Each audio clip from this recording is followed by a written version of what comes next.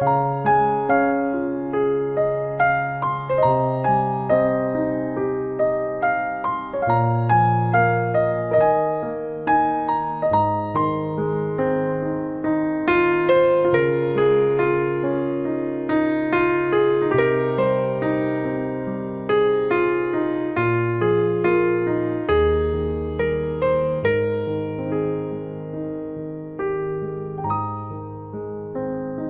ើយើងស្រឡាញ់មនុស្សម្នាក់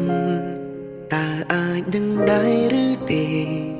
ថាស្នេហ៍នេះត្រឹមមួយពេលឬអាចថិនថេរបានយូរជាងនេះបើយើងបានជួបមនុស្សម្នាក់ហើយគេពិតជាសំខាន់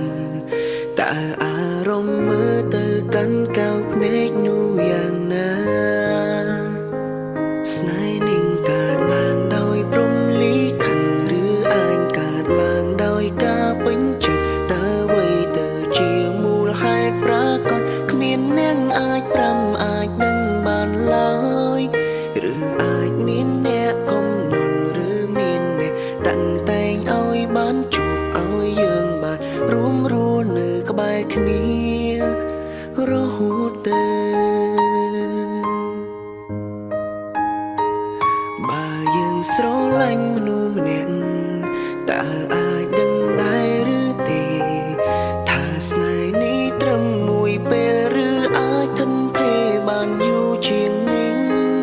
បើយើងបានជួបមនុស្សម្នាក់ហើយគេពិតជាសំខាន់តើអារម្មណ៍មើលទៅកាន់កៅភ្នែកនោះយ៉ាងណា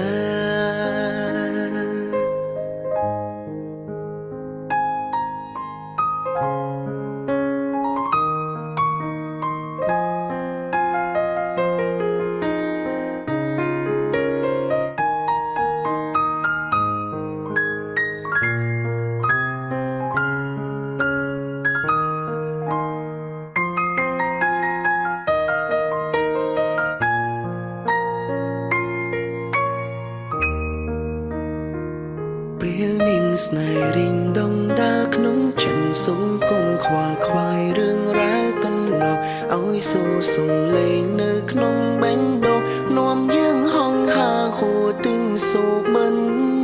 ស្នេហ៍នេះមិនអាចកំណត់រិនតែពីបើ